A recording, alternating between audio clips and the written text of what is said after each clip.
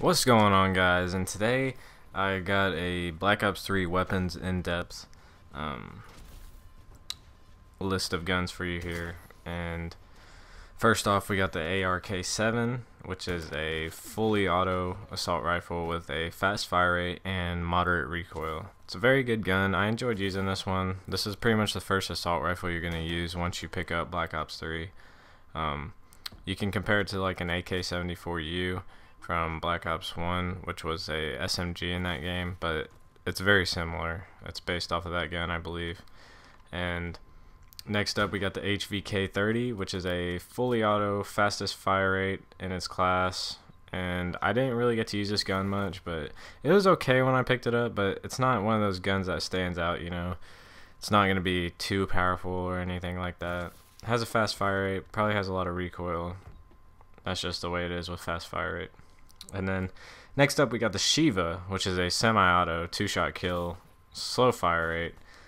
Like, the Shiva, I don't really like it. I mean, even though it's two shots, it has even if you have a trigger finger, it doesn't shoot very fast. It has a really long delay, in my opinion. I just don't like it very much. It wouldn't be in my top 5 guns for Black Ops 3, honestly. But it's decent, I guess. It's usable. Pretty much every gun in Black Ops 3 is usable, though. So, that we know of, anyway.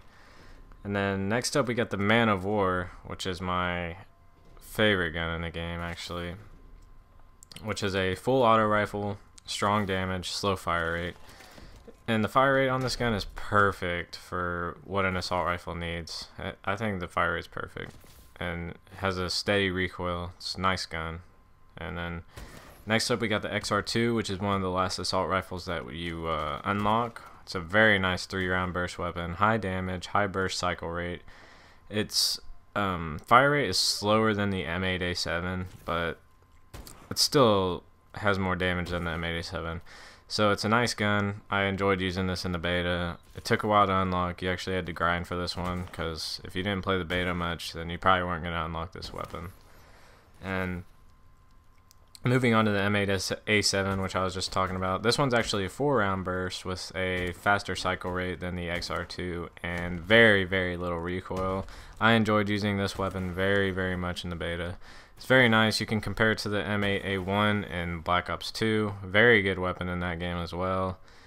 And I honestly, it's hard to pick over which one's better, the M8A7 or XR2 in this game. I love the M8A7 just because of how fast its fire rate is and very little recoil. I would probably have to actually take the M8A7 over the XR2 just by a little bit, not by much, but you'll be seeing a lot of gameplays on these two once the game comes out. And then moving on to the SMGs, guys, we got the Kuda. Man, I love this gun. It was wonderful in the beta. It's the first SMG you'll unlock. It's full auto, steady fire rate, and balanced recoil. It's very wonderful. You can compare it to like an MP5, or I'm pretty sure that's what that gun is based off of, is an MP5.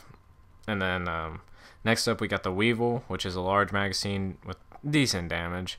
I didn't really enjoy using this weapon that much, because you pretty much gotta be up close for it to have an okay damage. Kind of took a lot of bullets to kill, but you can compare it to like a P90, but it's not as strong as a P90 in my opinion. But obviously, like I said, it has a large magazine, and that's nice. That's always nice having a large magazine on an SMG. And then next up, we got the Razorback, which was amazing whenever the beta first came out. And then I believe it got nerfed, but it is a very strong weapon. It's best accuracy in its class. It's like a mid-range gun pretty much, which you don't normally see with an SMG. SMGs are normally close up. And I'd say the Razorback and Kuda are probably the best accuracy weapons in the SMG class. It's amazing. The Razorback can shoot like across the map on these Black Ops 3 maps.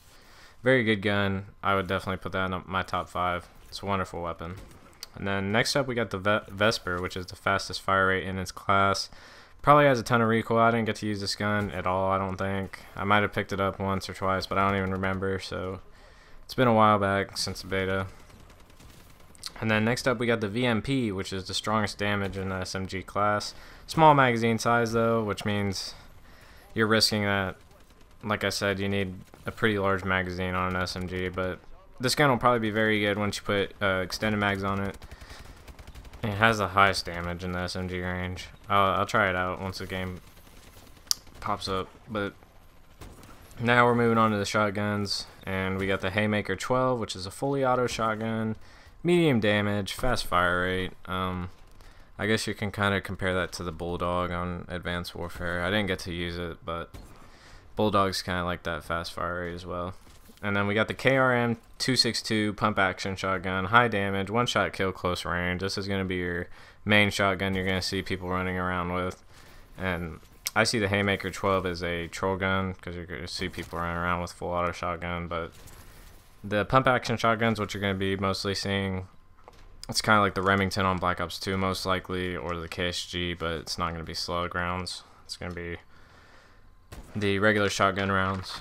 So now we're moving on to the LMGs, guys. We got the BRM, high damage, balanced recoil. Once again, I didn't get to use the LMGs as much on the beta.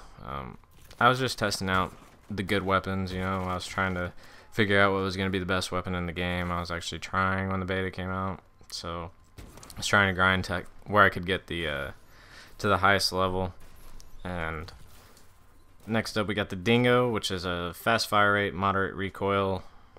Sounds like these LMGs are pretty decent. I haven't seen any gameplays. Everybody's been using the main weapons like I was, so I'm not sure how that's going to be. But moving on to the sniper rifles, we got the Drakon, which is a semi-auto, one-hit kills chest up. Seems like it's going to be a pretty weak sniper, but other than that, one-shot kill, chest up's pretty decent. You're going to have to either get a headshot or hit him in the chest for a one-shot kill.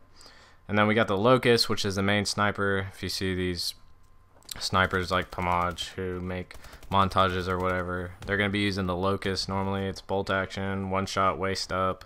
It's a pretty decent sniper. I still can't get my sniper shot on the game yet. I don't know, it felt different. It didn't feel like old Call of Duties, but other than that, I'll probably be using that one if you see a gameplay of me sniping. And then the last sniper you unlocked in the beta was a PO6, which it's a charge burst sniper. I didn't get to use this one. And you have to hold the trigger to charge up and fire 3 deadly rounds at rapid fire rate. So it sounds like it's kind of like a fusion rifle on Destiny, but we'll see how that goes. I don't really like the charging up idea. I mean, other than Tempest freaking charges up quick, which is a specialist weapon if you guys don't know. It's very good. And we're going to move on to the pistols here. We got the LCAR 9, which is a machine pistol, medium fire rate, and decent damage.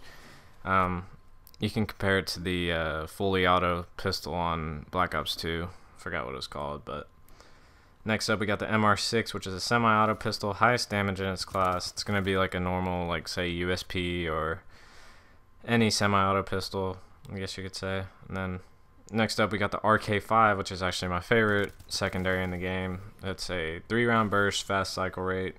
I enjoyed using this one the most. This is what I'd have on my secondary for my sniper class. But other than all my other classes, since you can have a bunch of attachments on your primary weapon, I normally don't have any secondary or anything like that. And then moving on to the launchers, guys, we only have 2. It's the XM53, which is free fire, 2 rockets. This is going to be similar to like an RPG. You control with this launcher, obviously. It's free fire. And then, of course, you got the Black Cell, which is kind of like a Strela. It's only lock on, 4 rockets. So, yeah.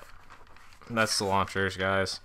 And now my top 5 guns for Black Ops 3. So, number 5, we got the Kuda, which I talked about. It's an SMG. It's the first one you unlock. It's very good. I enjoyed using this weapon very much. It's a great gun. So number 4, we got the Razorback, which was probably my favorite gun whenever I first started playing the betas. Very high damage. Once I hopped on that, it was amazing. You can shoot across the map with it. I love it. And then coming in at 3, we got the M8A7, which I said I would take over the XR2, but I'm just going to put XR2 at number 2 because of the high damage. I believe I like the XR2 later on once I start playing the game more. But other than that, coming in at number 1, we got the Man-O-War. This is the best gun in the game to me. Very strong damage, slow fire rate. Like I said, it has a perfect fire rate for any assault rifle. I really enjoyed using this weapon, guys. It was my favorite gun in the game. But you know, all these weapons, we don't know how it's going to turn out because the full game hasn't been released yet, guys. So any of these things can change. We still have a bunch of unclassified weapons on the betas that we don't know of. Anything can change. They can either buff weapons or they can decrease damage on weapons. I believe they'll nerf the damage on the Man of War a little bit, but other than that, I hope you guys enjoyed this video, and I hope you have a great day. See you guys later. Bye.